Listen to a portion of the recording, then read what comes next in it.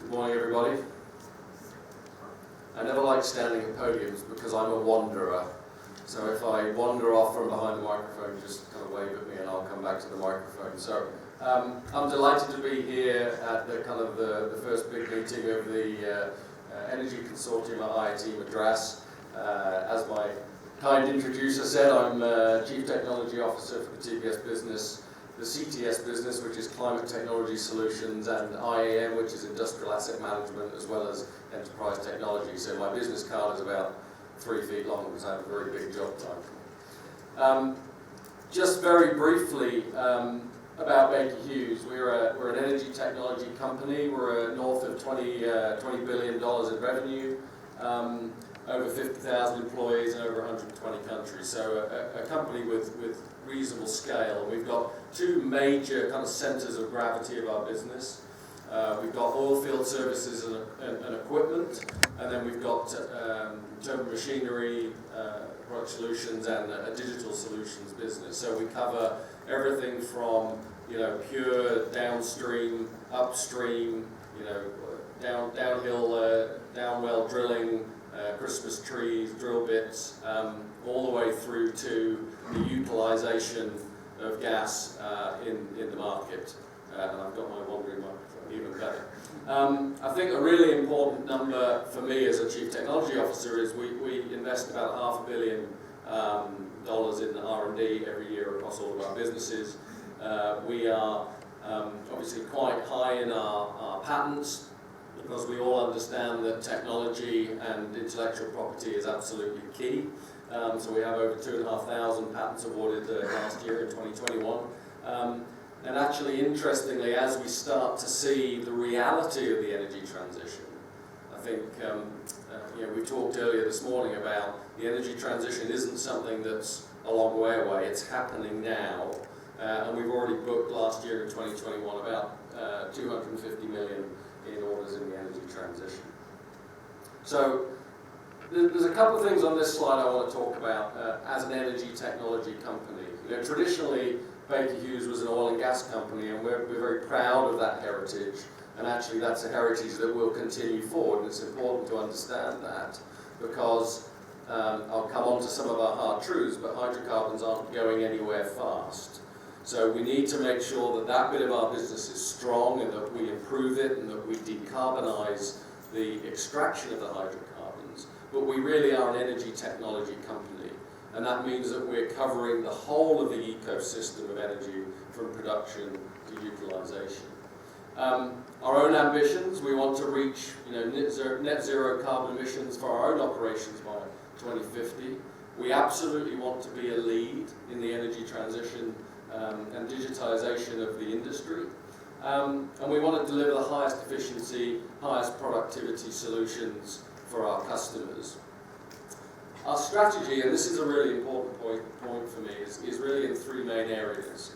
So transform the core, and this comes back to the fact that a lot of the traditional technology that we've produced is really important, and that core piece of our business is not going to go away.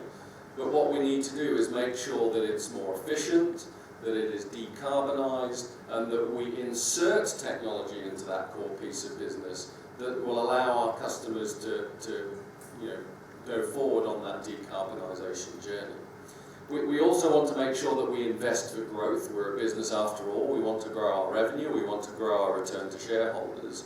And those are really looking at the kind of mid to high TRL technologies that are close to being industrialized, and how do we get those not just into our traditional markets, but into new markets, into new industries, into adjacent industries that necessarily we haven't traditionally played.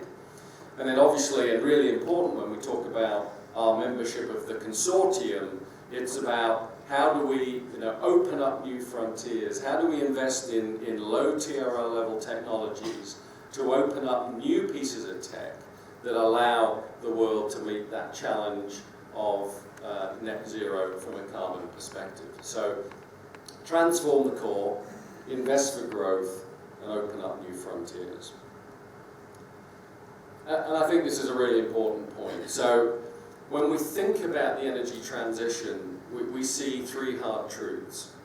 and they all actually reflect an impact on why we're a member of the consortium. The first is that without major acceleration, the industry will not meet net zero targets. If we go at the pace of introduction that we've been before, we will not achieve the targets that were agreed at Paris. And if you look at the kind of chart on the right-hand side, we absolutely understand that if you look at today's mature technologies, it's probably only going to cover about 25% of the ambition level. When you look at the next kind of block of green, where we're kind of things that are in early stage maturity and we kind of have a view about what they're going to be, that covers another big chunk. But there's another big chunk at the bottom, the light green, which is technologies that either haven't been invented yet or are at very low TRL levels. And that's why we need the sorts of investment in foundational technology, in research, to allow us to achieve those goals. The second hard truth that we see as Baker Hughes is that there isn't a scenario in the short to medium term where hydrocarbons disappear.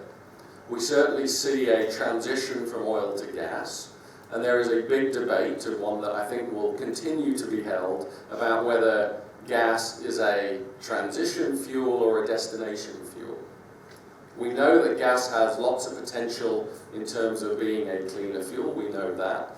And we need to understand that continued investment in the efficiency and the decarbonisation of gas as a fuel is critical to having a sustainable infrastructure around the world. And I think we talked earlier again about some of the megatrends that we're facing.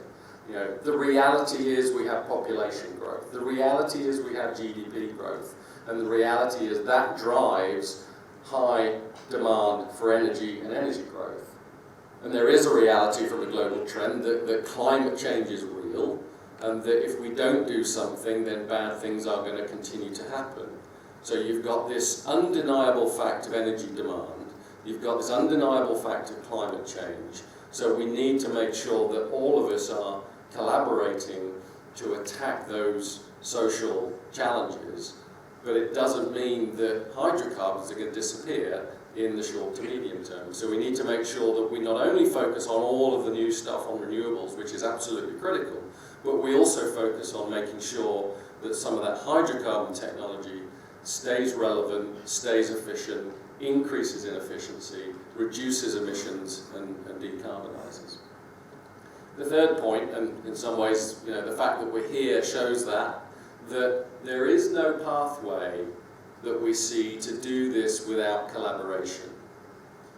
We have to collaborate with our customers. I'm delighted to see Shell here today. That has to be, that's an integral partnership with our customers. We have to partner and collaborate with our suppliers. We have to actually collaborate in some places with our competitors. We have to collaborate with research institutes. We have to collaborate with government on policy and on funding. So the ability to work out how you create those relationships, the ability to work out how you make sure that the relationship is win-win from all sides is absolutely critical to us achieving the future that we want. I might just need a bit of IT help. There we go. So those are the three hard truths that I think puts us in the context of what we're trying to do. Now, again, just a little bit more education about my element of the Baker Hughes business.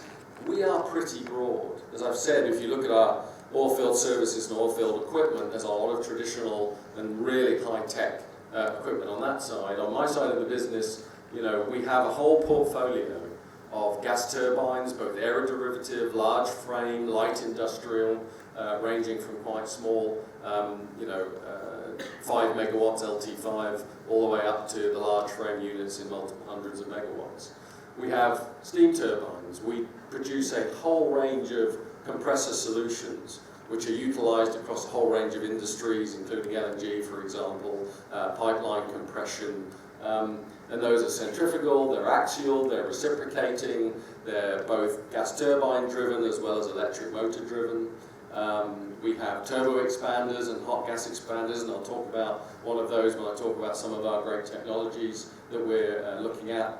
Obviously, we have a whole range of valve, pumps, and gears solutions, and those are process valves, safety valves, and most importantly, again, I'm not going to go through all of them, is that we have a very large presence in our digital space. You know, we provide, you know, huge amount of data collection, data analytics, and interpretation on all of our rotating equipment. We have an industrial asset management business that starts to do not just our core equipment, but full balance of plant asset management, allowing our customers to concentrate on what they're doing, producing the maximum output, or whatever the outcome that the customer is looking for. You know, tons of LNG, megawatts produced, whatever. So, you know, the product and equipment side married with a full digitally enabled service offering is absolutely what we're about. And then I guess the piece that is really relevant. So how are we positioning for our new frontiers, and where are we looking? And I think it's interesting, no matter where you go and where you listen to keynote speakers on the energy transition, all of the formats are different, all of the colours are different, and the fonts are different, but actually the messages are pretty much the same. We just saw a slide earlier on, which says, which technology areas are we all going to go for? Carbon capture, utilisation, and sequestration. Yes. The hydrogen economy is undeniable, but that hydrogen economy is across the full value chain. You need to make sure that there's, you know, whatever colour you choose, green, turquoise, blue, hydrogen, at a production side, but you need to be able to transport it, you need to be able to store it, you need to be able to compress it, you need to be able to then burn it, you know, to produce power, or utilise it in a different way. So when people just say hydrogen, there's this vast array of technology that can be brought to bear across the whole of that value chain. And then energy storage, you know, there are turbo machinery aspects to that. Compression, are we going to do liquid air storage? Are we going to do compressed air storage? You know, are we going to the best available battery technology? So all of those things come into play when we talk about that energy transition. And another point that I think is important is carbon capture utilisation. We were talking earlier on, this is not a single point solution answer. This is not Betamax versus VHS. There's not going to be one win and one lose. So for us to be successful, depending on CO2 concentration, depending on flow, depending on ambient conditions, on site conditions, there needs to be a portfolio of solutions just on capture. And if you look at what Baker Hughes are doing, we've got a relatively mature process with chilled ammonia process. We've got some new processes in development, mixed salt process. We've got a compact carbon capture kind of rotating bed, which reduces the size and scale of, actually that is you know, process agnostic, can be used with any of the processes. And then we've got interesting carbon capture techniques such as electrochea that uses bioorganisms to munch CO2 and hydrogen and produce methane out the back of that exothermic process. We've just purchased Mosaic, which is a MOF, metallic organic framework company for direct air capture that has lots of potential uses down the road, and that then comes to the conversation about, is it going to be solvent based for capture, or is it going to be sorbent based, and all of those things are open